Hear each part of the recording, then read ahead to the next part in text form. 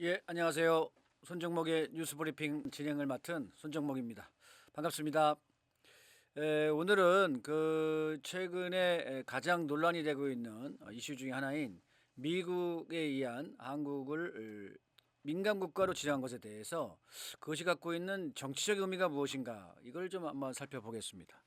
이 많은 분들이 민간 국가 지정에 대해서 단지 이게 미국이 한국을 민간 국가로 지정하면 수출 통제가 있거나 또 연구 협력에 장애를 입는다거나 등등의 그런 불이익적 요소에 초점을 맞춰서 설명을 지금 하고 있습니다. 또 한편으로는 현재의 이 내란을 일으킨 직후에 한덕수 또 최상목 이 대행 체제가 이 바이든 정부 때부터 시작된 이러한 민간 국가 지정에 대해서 제대로 알지 못했다, 이런 문제들에 대해서 책임을 묻는 그런 비판을 많이 하고 있는데요. 사실 그게 뭐 비단 이게 뭐 한덕수 최상목 대행 체제의 문제만이 아니고 근본적으로 윤석열 정권의 문제가 있었던 것인데, 이런 부분에 대해서 왜 이런 사태가 발생했는지에 대해서 그 근본 원인을 파악하기보다는 지역적인 기술적인 그러한 한국의 피해에 대해서 위주로 많이 보도를 좀 하고 있습니다. 그런데요, 이 민간 국가의 의미를 좀 살펴보고 그것이 갖고 있는 정치적 의미가 무엇인지 한번 살펴보려면 이게 좀 다르게 우리한테 와닿는 것 같습니다. 이 민간 국가가 먼저 살펴보면요, 한마디로 민간 국가라는 것은 미국이 미국 안보를 위협하는 국가들을 특별 관리하기 위해서 만든 일종의 제도입니다. 이 민간 국가 목록에는 한 25개 나라들이 현재 있는데요. 요걸 좀 살펴보면요. 대표적으로 현재 미국의 적대적 또는 뭐 경쟁 상대, 전략적 경쟁 상대라고 할 수 있는 러시아와 중국이 들어가 있고요. 여기에 조선도 들어가 있고, 그다음에 이란도 들어가 있습니다. 이건 뭐 다 흔히 알던 미국의 적대국들이죠. 여기에 이제 시리아, 그다음에 리비아, 그다음에 쿠바 이런 나라들이 또한 들어가 있습니다. 그리고 또 여기 좀 흥미로운 것은 이 민간 국가에는 미국의 가장 큰 우호국이라고 할 수 있는 이스라엘도 들어가 있습니다. 또 인도도 일종의 우호적 관계를 형성하고 있는데 인도도 또한 들어가 있죠. 그런데 이런 이스라엘과 인도, 또 파키스탄, 그리고 수단, 남수단인데요. 이런 나라들의 공통점은 무엇일까요? 예, 비공식적으로 핵을 가지고 있다는 겁니다. 그러니까 결과적으로 러시아, 중국, 북, 그리고 수단, 인도, 그다음에 이스라엘, 파키스탄 이런 나라들은 다 핵보유국들입니다. 그러니까 이 핵보유국과 관련돼서 얘들이 민간 국가로 지정했다, 이렇게 볼 수 있고요. 나머지 나라들 구르지아, 알제리, 이라크, 그다음에 카자흐스탄, 우즈베키스탄, 타지키스탄 등등의 이런 중앙아시아 국가들, 다 주로 중앙아시아 국가들이 많이 있습니다. 그리고 대만 이런 나라들이 있는데요. 이런 나라들이 왜 민간 국가에 들어가는가 생각해 보면 결국은 이들 역시도 잠재적으로 핵 무력을 추진한다라고 볼 수 있는 게 하나가 있고, 또 한 가지는 미국의 이해관계에 있어서 지역적인 미국의 이해에 반하는 그런 지역 불안정을 조성할 수 있다, 이런 의미가 또 깔려 있는 것 같습니다. 그래서 결과적으로 전체적으로 보면은 민간 국가로 지정한다는 것은 핵을 보유해 있거나 또는 핵 무력을 추진하거나 또는 그에 상응하는 나름대로의 군사력을 강화시켜서 미국의 이해에 반할 수 있는 행동을 할 수 있다, 이런 나라들을 주로 민간 국가에 지명한다는 것을 알 수 있습니다. 그리고 사실 이걸 관리하는 미국 에너지부의 부서도 실제로 정보방첩국입니다. 정보방첩국. 이게 방첩이라는 게 뭡니까? 결국은 안보 문제죠. 안보를 지키기 위해서 실질적으로 그런 담당 전문 부서가 설립되어 있는 건데, 이 에너지부 산하에 이런 부서를 두어서 이런 나라들을 관리하면서 각종의 연구 개발, 또 기술 협력, 또 수출 통제 이런 등등을 해간다, 이렇게 봐야지 될 것 같습니다. 그렇기 때문에 이런 나라들은 잠재적으로 미국의 적대국으로 발전할 수도 있는 그런 가능성이 있는 나라들이라는 것이죠. 그럼 왜 미국이 결국 이러한 핵 관련된 나라들을 민간 국가로 지명하느냐라는 문제입니다. 이것은 결국은 미국의 군사 패권, 즉 핵 패권 체제와 직접적으로 연관되어 있습니다. 미국이 실질적으로 핵을 갖다가 가지고서 전 세계적으로 군사 패권을 휘둘러 왔는데요. 그 군사 패권을 휘둘러온 기본적인 법적 체계, 법적 체제가 소위 NPT 체계죠. 비확산 조약입니다. 비확산 조약. 이 비확산 조약은 1968년도에 유엔에서 합의된 사항입니다. 그리고 68년 이전에 핵을 보유한 국가들만 공식적으로 인정하고 나머지 국가들은 이 핵을 보유하지 못하게 이렇게 만든 체제가 소위 NPT 체제죠. 비확산 조약 체계입니다. 바로 그런데요. 이 비확산 조약 체계를 통해서 미국은 철저하게 다른 나라들이 핵을 가지는 것을 막아왔습니다. 그리고 지금까지도 북에 대해서 비핵화 요구를 하는 것도 바로 이 NPT 체제에 의한 합의 사항을 강요하는 것이죠. 그래서 사실 북은 NPT를 탈퇴했습니다. 탈퇴했죠.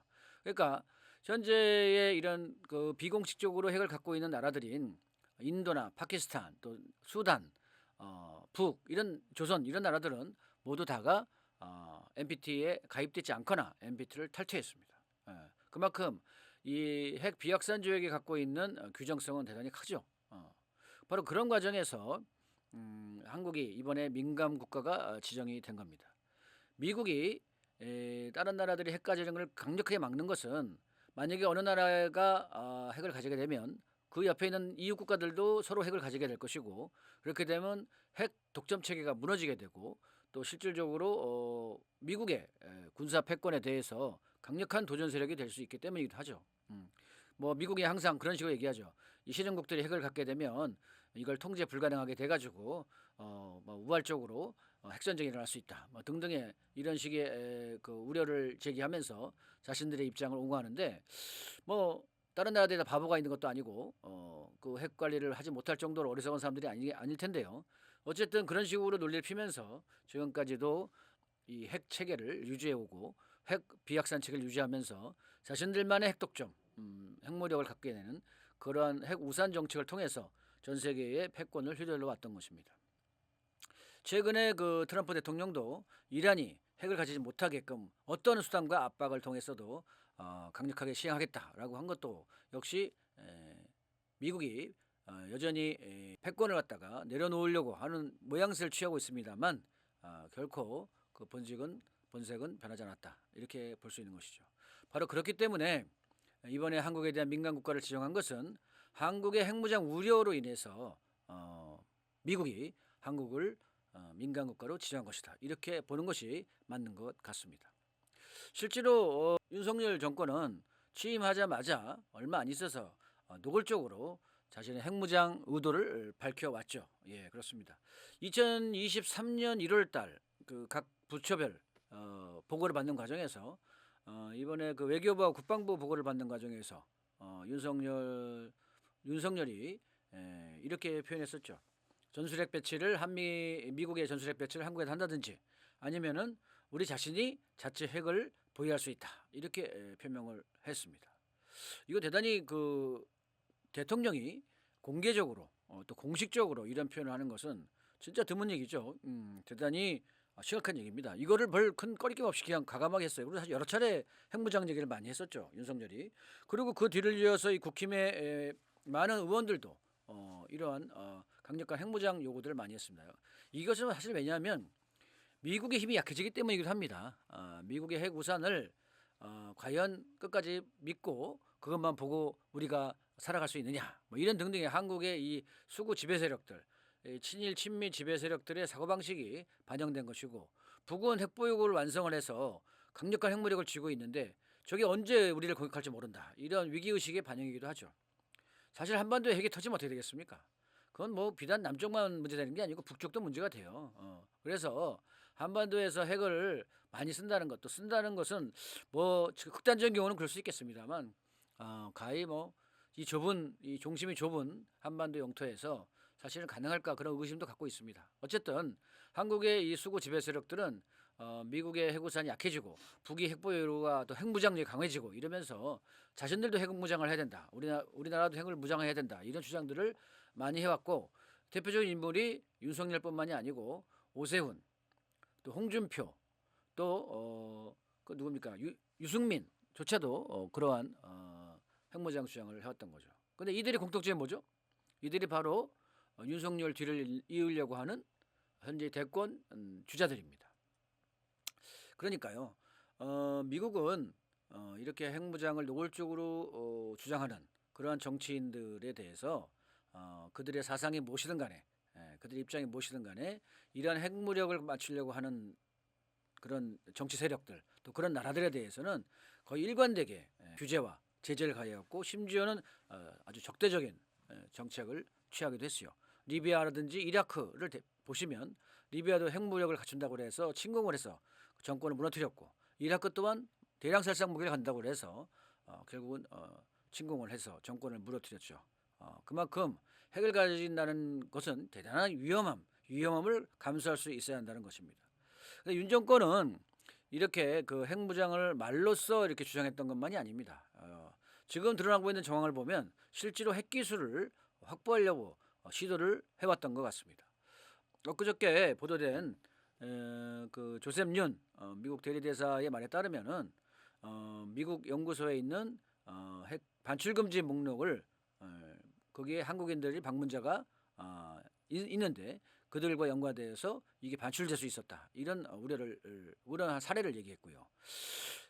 또 미국의 원자로 소프트웨어를 한국으로 유출을 하려고 한국행 비행기를 타려던 직원들을 적발을 해서 이걸 못하겠다 이런 등등의 보도도 나오고 있습니다. 결국은 윤석열이가 말로만 핵무장을 했던 것이 아니고요. 실제로 그런 핵기술을 미국과의 관계 속에서 그 중요하게 생각되는 핵기술들을 실질적으로 들여올려다고 시도했다라고 하는 것이 드러나는 것 같습니다.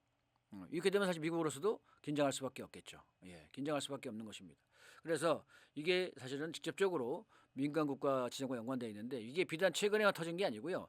이게 2023년에서부터 2024년까지 걸쳐서 쭉 전개됐던 내용들입니다. 그리고 그런 것들이 축적돼서 대표적으로 터져 나온 게 바로 스미테리 사건이죠. 이 스미테리는 국가정보원, 미국의 CIA 요원이었고요. 이후에는 미국의 CFR, 미국의 미 외교협회의 이제 연구원이기도 했는데요. 이 사람이 작년 5월달에 한국에 와가지고서는 트럼프가 당선이 되면 한국 핵무장이 가능할 것이다 이런 등등의 발언을 해서 한바탕 구설수에 오른 적이 있었습니다. 그리고 이 사람이 뒤로 한국 정부로부터 많은 돈을 받았던 것 같고요. 그 돈을 받고서 사실상의 한국 정부의 에이전트로서 미국 조야에서 한국의 이 정권의 입장을 반영해서 공론화시키려는 노력을 했던 것 같습니다. 그리고 그런 것들이 이제 미국 조야에 대해서 사실상 알려지게 되고 거의 노골적으로 뭐 만나면서 진행이 됐으니까요. 바로 그런 것들이 이제 국가 안보를 위해하는 행동으로서 스미테리를 기소하게 되는 이런 과정이 되죠. 체포를 하게 되고요. 그래서 이렇게 스미테리 사건까지 일으키면서 미국이 한국에게 경고를 보냈다 이렇게 보는 게 맞을 것 같습니다. 이게 작년 7월 일이죠. 그런데요, 사실은 이런 과정들이 그 언제부터 또 있었냐? 사실은 그 이전부터 있었다라는 것이 또 보도가 되고 있습니다. 가장 최근에 그때 2023년 1월에 윤석열이 핵무장 발언을 하고 난 뒤에 그해 3월에 이 사람 누구 이름이 뭐냐면 리처드 홀리스라는 인물이 전 국방부 차관보죠. 이 사람이 한국에 와서 모종의 인사들을 만나고 경고를 주고 갔다 이런 내용인데요. 이 사람이 누구냐? 바로 70년대 박정희 정권이 핵무기를 개발할 때 이것을 잘 알고 막아냈던 그러한 실무진이었습니다. 이 사람이 한국에 다시 들어온 거예요. 한국에 들어와서 윤석열 정권의 핵무장 의도와 실제로 뭘 하려고 하는지를 다 파악을 하고 그리고 돌아간 것 같습니다. 그리고 연이어서 이제 미국의 애틀랜틱 카운슬은 지난 작년 연말에 소위 글로벌 예측 2020-25라고 하는 상후 10년 내에 핵무장을 할 가능성이 높은 국가를 발표한 바가 있는데요. 이때 제일 핵무장을 가장 빨리 할 나라로서 1등이 이란입니다. 이란. 2등은 사우디아라비아. 그리고 한국이 3위였죠. 그만큼 한국에 대해서는 아주 민감하게 핵무장 의도를 보고 있었던 것 같습니다. 자, 여러분들은 어떻게 생각하세요? 윤석열 정권이 왜 이렇게 무리하게 핵무장을 하려고 했을까요? 물론 당시 바이든 정권이 이러한 윤석열의 핵무력 핵무력을 보유하려고 하는 그런 열망들을 누르기 위해서 한미 핵협의 그룹을 만들고, 그리고 사실상의 뭐 핵공유니 뭐니 이런 표현들까지 써가면서 미국의 핵무력을 수시로 한국에 집어넣고 그리고 북을 자극하고 이런 행동들을 끊임없이 지금도 한미연합훈련하면서 하고 있죠. 이러한 걸 통해서 남쪽의 정권을 핵무력을 갖추려고 하는 그런 시도들을 막아온 게 있는데요. 그럼에도 불구하고 한편으로는 미국 역시 윤석열이가 뒤로는 핵무력을 갖추려고 한다라는 의도를 갖고 있다라는 것을 계속 봐왔던 것 같습니다. 이 핵을 미국이 근데 사실은 윤석열이 참 한편 생각하면 어리석다 이런 생각이 드는데요. 미국이 다른 나라들이 핵을 갖고 있는 것을 막기 위해서 동맹들 마찬가지죠. 동맹들조차도 핵을 갖고 있는 것을 막기 위해서 어떠한 노력을 했는가를 제대로 잘 파악하지 않은 것 같습니다. 대단히 허술하게 공개적으로 저렇게 핵기술을 가져오려고 하고 그리고 사실상 반공개적으로 그 에이전트를 써가지고 여론을 조성하려고 하는 행동들을 하는 것을 미국이 그냥 봐두고 넘어갈 것이다라고 생각하는 것은 큰 오산이죠. 큰 오산입니다. 그래서 우리가 역사적 사례로 이런 대표적 사례가 하나 있었죠. 바로 대표적 사례가 뭡니까? 박정희 정권의 몰락입니다. 우리가 역사를 잠깐만 살펴보면은 이 박정희 사후 전두환 정권이 수립될 때 위컴 당시 주한미 사령관이 이렇게 얘기했었죠. 박정희 피살 이후 성공적인 미국의 한국 정책 가운데 하나는 전두환 정권의 수립이다. 이렇게 공개적으로 표명을 했습니다. 우리의 노력은 결코 헛되지 않았고 그 보람도 크다. 이런 얘기를 했죠. 다시 말해서 전두환 정권을 수립하는데 미국의 힘이 결정적으로 작용한 것이다. 이렇게 얘기한 것이죠. 전두환 정권 수립의 방식은 여러분도 알다시피 쿠데타 방식이었습니다. 군사 쿠데타를 통해서 전두환 정권을 수립을 시켰던 거죠. 또 5.16 역시도 사실은 당시에 덜레스 CIA 국장이 얘기한 것처럼 자기 재임 중 CIA 최고의 해외 활동은 5.16 군사 쿠데타다 이렇게 얘기했었습니다. 그만큼 미국이 한국의 내정에 또 한국의 정권 수립에 아주 깊숙하게 직접적으로 개입했다는 것은 본인들의 입을 통해서 이렇게 확인된 바가 있고요. 또 사실 그 정권의 몰락과 새로운 정권의 수립 또한 미국이 직접적으로 많이 개입해 있었다 이렇게 보는 것이 우리는 합리적일 것입니다. 이게 비단 60년대, 70년대 또 80년대 얘기만은 아닙니다. 지금까지도 우리가 항상 보면 항상 미국을 쳐다보고 미국의 입장이 무엇이냐 이런 걸 보죠. 그것은 결국은 우리 피부로도 미국이 한국 정치에 아주 큰 영향력, 결정적 영향력을 행사했다 해도 과언이 아닐 정도로 지금도 역시 영향력을 행사하고 있다 이렇게 봐야 될 것 같습니다. 따라서 민감 국가를 지명했다는 것은 미국 정부가 윤석열 정권을 대하는 기본 태도를 의미한다 이렇게 봐야 되겠죠. 우리가 그 박정희 정권이 과연 어떻게 했나? 당시에 박정희는 71년도 중미 간의 상하이 커뮤니케를 사실상 중미 평화 선언이죠. 상하이 커뮤니케 발표를 계기로 해서 한국에 있는 주한미군을 완전 철수시킨다라는 방침을 세웠습니다. 당시 정권이 닉슨 정권이었죠. 이 닉슨 정권이 사실상 트럼프가 스스로 공개적으로 밝히고 있듯이 자신이 지지하는 대표적인 선임 대통령입니다. 이 닉슨 대통령이 어쨌든 중국과 합의하고 주한미군을 빼기로 하면서 바로 72년도에 미국의 2만 5천 명 주한미군을 철수시키죠. 이건 박정희한테는 엄청난 충격이었습니다. 사실 그 이전부터 그런 조짐을 알고 있었기 때문에 박정희는 서둘러서 70년대에 들어와서 사실상 핵무기 개발을 시작했다 이렇게 봐야 됩니다. 그리고 그런 것을 바탕으로 해서 북으로 쏠 수 있는 미사일과 그리고 핵무기를 만드는 두 가지 과제를 당시 이 국방과학 연구소에다가 주면서 해외로부터 각종의 핵 원자로 또 핵 연료 재처리 시설 등을 도입하려고 시도하죠. 그래서 프랑스와 캐나다하고 계약까지 체결합니다. 근데 그 미국이 그걸 모르겠습니까?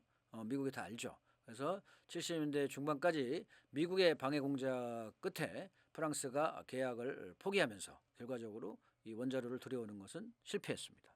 실패했죠. 그럼에도 불구하고 박정희는 그 요구를 자기 바램과 지향을 꺾지 않았습니다. 그래서 워싱턴 포스트하고 인터뷰에서 1975년도에 공개적으로 박정희가 한국은 핵개발 능력을 갖고 있고 유사시 핵무기를 생산할 것이다라고 공개적으로 얘기합니다. 이것은 당시에 미군 철수 흐름과 맞물려서 미군이 철수하지 않아야 된다라는 그런 주장을 한 것이다. 라는 것으로 어떤 분들은 해석하기도 하는데요. 글쎄요. 어쨌든 미군이 당시에 대탕트 분위기에서 미군을 빼려고 했던 것은 확실하죠. 확실합니다. 그래서 카터 정권도 계속 선거 공약으로 미군을 빼겠다 이렇게까지 얘기했을 때니까 당시 한국 정권으로서는 박정희 정권으로서는 뭔가 우리를 지켜야 된다 이런 강력한 절박한 필요에 의해서 핵개발을 시도를 했습니다. 미국이 그걸 뻔히 알고 근 10여 년에 걸쳐서 이걸 막아왔던 것이죠. 막아왔는데요. 그럼에도 불구하고 당시에 박정희는 끝까지 미국이 캐나다하고 프랑스와의 계약을 포기시켰음에도 불구하고 계속적으로 핵무기 개발을 시도를 합니다. 그래서 78년까지 핵개발 의지를 감추지 않았다 이렇게 얘기를 하죠. 그러니까 이 나도 봐야 어쨌든 언젠가는 박정희가 핵을 개발할 수 있다라는 우려를 미국은 계속했던 것입니다. 이건 마찬가지로 윤석열이가 어쨌든 저렇게 놔두면 어쨌든 핵 개발을 할 것이다라는 의혹과 마찬가지로 선에서 우리가 해석할 수 있겠죠. 바로 그럴 거라서 78년까지 미국의 박정희가 어쨌든 핵 개발 의지를 계속 갖고 있고 끊임없이 그걸 추구한다라는 것을 인식하고 있는 미국이 김재규를 통해서 박정희를 시해했다. 이런 당연히 의혹이 대부 엄청나게 확산돼 있고 지금도 역시 그런 의혹은 확인되고 있지는 않지만 그 각종의 증거 서류로 거의 뭐 맞지 않을까 뭐 이런 얘기들이 많이 있습니다. 고승호 선생 같은 분도 미디어 오늘에다가 김재규 중정부장의 총격을 받고 사망한 이 박정희의 시해 사건은 핵무기 개발 추진과 연관된 것 아니냐는 의혹이 제기됐었다 이렇게 얘기하고요. 실제로 이 김재규는 박정희를 시해하기 전에 사살하기 전에 5시간 전에 당시의 글라이스턴 주한미 대사를 만났습니다. 또 그 이전에는 미 CIA 책임자 로버트 브리스티나도 만났습니다. 그렇게 그걸 봤을 때 이것과 미국과는 박정희 시해와 그리고 핵무기 개발과는 아주 직접적으로 연관이 있고 미국 역시 깊숙하게 개입돼 있다라는 것을 추론해 볼 수가 있겠죠. 자, 미국이 그래서 우리가 리비아 사례도 아까 말씀드렸고 이라크 사례도 말씀드렸고 북에 대해서 끊임없이 전쟁까지 내다보는 그러한 강하게 비핵화 압박을 계속하고 있고 엄청난 또 제재를 가하고 있고 그리고 이란에 대해서도 끊임없이 제재와 압박을 가하면서 또 전쟁 위협을 가하면서 핵을 갖지 못하게 만들려고 하고 있고 하는 강력한 이런 비핵화 정책, 강력한 비확산 정책을 취하고 있는 미국이 자기 밑에 손아래 동맹이라고 하는 한국 정부가 감히 미국의 허락도 받지 않고 저렇게 핵 개발을 하겠다고 했을 때 그걸 그냥 봐둘까요? 그렇지 않겠죠. 박정희 사례에서 보듯이 윤석열이는 사실상 미국에 의해서 버림을 받은 것이다. 이렇게 봐야 될 것 같습니다. 이 보도 민간국가 보도가 바로 이 지난주에 나왔습니다. 지난주 3월 13일인가요? 12일 날 나왔었죠. 바로 이런 걸 보면 바로 선거 공판 직전에 미국에 의한 민간국가 지정이라는 이 표현이 나온 것은 결국은 미국이 비단 바이든 정권뿐만이 아니고 1월 달부터 했으니까 바이든 정권이 한 거죠. 그리고 트럼프도 이어받은 겁니다. 그래서 현재 미국이 트럼프든 바이든이든 모두 다가 윤석열을 버린 것이다. 이렇게 봐야지 않을까 싶습니다. 그렇게 본다면 당연히 선거 결과 역시도 탄핵 심판 선거 결과 역시도 우리는 그렇게 크게 불안해하지 않아도 되지 않을까 이런 생각도 듭니다. 예, 물론 모르죠. 뭐 또 이쪽에 내란 세력들이 어떠한 장난을 치는지는 아직은 모르겠습니다만 그래서 윤석열이 이제 8대0 파면이 될 수밖에 없는 이유 뭐 등등 뭐 수많은 언론들이 윤석열이 헌법 위반에 대해서 강도 높게 질타하고 무조건 이거는 파면이다 라는 것을 뭐 이미 생중계로 다 지켜본 국민들이 있기 때문에 더욱더 설득력을 갖고 있죠. 그럼에도 불구하고 현재 이 친일 친미 이런 수구 사대주의 세력들이 여전히 자신의 기득권을 지키려고 저렇게 아주 난리를 치는 것은 이번에 몰락하면 다시는 살아남기 어렵다. 이런 기득권 세력의 존망의 위기의식을 느끼는 것 같습니다. 그래서 이 세력들은 비단 광장에 남아 있는 이런 구국 기독교 세력들만이 아니죠. 이 곳곳에 정치권 내뿐만이 아니고 경제계 또 관료 또 이런 사법 체계 내 곳곳에서 들어가 있는 이러한 세력들이 끊임없이 어쨌든 자신들의 기득권을 지키고 유지하기 위해서 이렇게 끊임없이 이 파면을 막으려는 그런 시도들을 하고 있다고 봐야 되겠습니다. 사실 솔직히 몇몇의 헌법재판관이라는 판사들이 이 국민적 요구를 무시하고 이렇게 시간을 끌면서 질질 시간을 끌면서 요논치 보는 것은 판사가 아닌 것 같아요. 얘들은 완전히 정치권이죠, 정치권. 요논치 보면서 온갖 핑계, 뭐 7대1이라는 운동, 뭐 한덕수하고 같이 한다는 운동 등등의 온갖 가지 핑계거리를 슬슬 흘리면서 시간을 질질 끄는 것은 이게 지금 이재명 대표의 재판과 연계시키려서 시기 조절을 하는 것인지 대선 일정과도 맞추려고 하는 것인지 아니면 진짜 일부의 주장처럼 이게 기각을 해서 대혼란을 낳게 만들려고 하는 것인지 아무튼 그 의도를 알 수 없습니다만 아무튼 이 못된 짓을 지금 하고 있는 것은 분명합니다. 이 소위 판사라는 자들이 이게 뭐 자기 양심과 법과 논리에 의해서 한다 어쩐다 하지만 여전히 해외 외부의 눈치를 보고 자신들의 이해에 기반해서 온갖 가지 못된 판결들을 법규수를 부려가지고 못된 판결을 해본 바가 이미 역사적으로 증명돼 왔는데요. 어쨌든 지금도 그것이 더욱더 국민적 요구가 이렇게 거sem에도 불구하고 모르쇠로 일관하면서 시간을 질질 끌고 있는 모습이 참으로 괘씸하고 참 이걸 어떻게 이거를 반드시 이거는 조치를 취하지 않으면 안 된다 이런 생각이 듭니다. 그래서 어쨌든 뭐 그래도 불구하고 저는 판결은 날 거라고 보는데요. 이번 주에도 안 나오면 뭐 진짜 그때는 진짜 국민들이 지난주에 100만 나왔으니까 200만 이상 나와서 강력하게 이거는 힘으로 제압을 할 수밖에 없는 그런 상황이다 이렇게 보여집니다.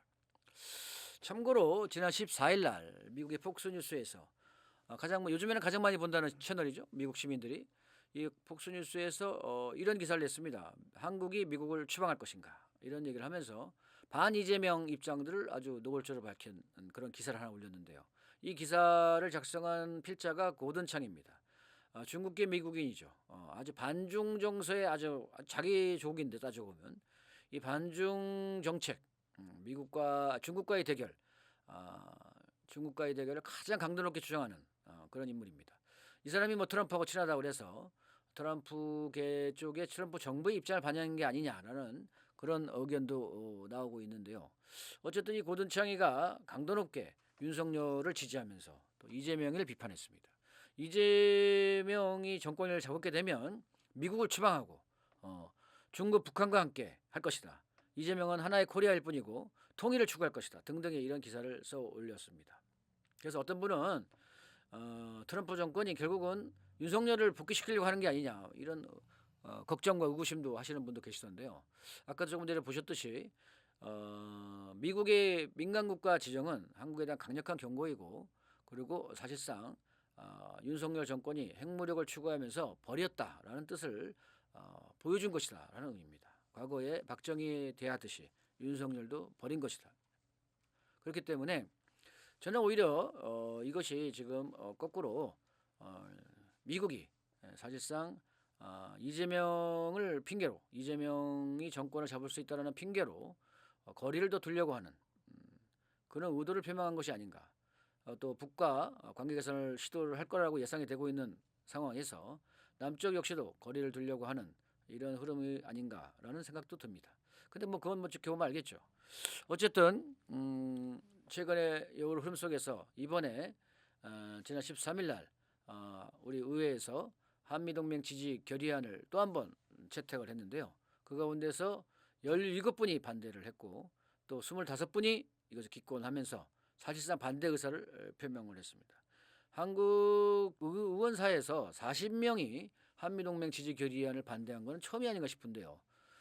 사실 트럼프에 매달리고 트럼프한테 살려주세요라고 해봐야 트럼프는 더욱더 거대한 큰 요구를 할 뿐입니다. 트럼프가 오히려 경계하고 일정하게 거리를 두게 함으로 인해서 우리 입장과 우리의 주권을 정확하게 요구하고 할 때만이 어떻게 보면 트럼프는 오히려 자세를 낮추고 대화를 해왔던 다른 나라 사례들이 많습니다. 중국을 보세요. 언제든지 뭐 당장이라도 뭐 중국을 쳐들어갈 것 같았던 트럼프가 집권한 이후에는 얼마나 지금 중국하고 사이좋게 지내려고 약간의 뭐 관세를 부과하지만 그건 별 큰 문제가 아니고 오히려 미국에 더 피해를 보는 거고 오히려 지금 중국하고 사이좋게 지내려고 정상회담 하자고 맨날 떠들어대고 있습니다. 비단 중국만이 아닙니다. 줏대를 세우고 자기 의사를 강하게 제기하고 움직이는 그러한 정권일수록 또 그러한 나라일수록 미국한테 대접받는다. 미국한테 비굴하게 굴복하고 미국한테 가서 미국한테 살려달라고 해봐야 트럼프는 더욱더 비싼 대가를 치르게끔 만든다라는 것이 지금의 파나마에서도 보여지고 있고 또 대만에서도 보여지고 있고 또 유럽에서도 보여지고 있습니다. 이번에 우리 의원들이 40명이 나서서 한미동맹 지지 결의안에 반대 표명을 한 것처럼 앞으로도 미국의 일방적이고 굴욕적인 그런 태도를 취하기보다는 주권을 세우고 그리고 세상의 변화된 양상들을 미국의 패권이 몰락하는 이 양상들을 바로 이해하는 것이 우리가 새로운 정부를 세우고 새로운 정책을 내오는 기준이 되어야 하지 않을까 그런 생각이 됩니다. 예, 오늘 이것으로 마치겠습니다. 감사합니다.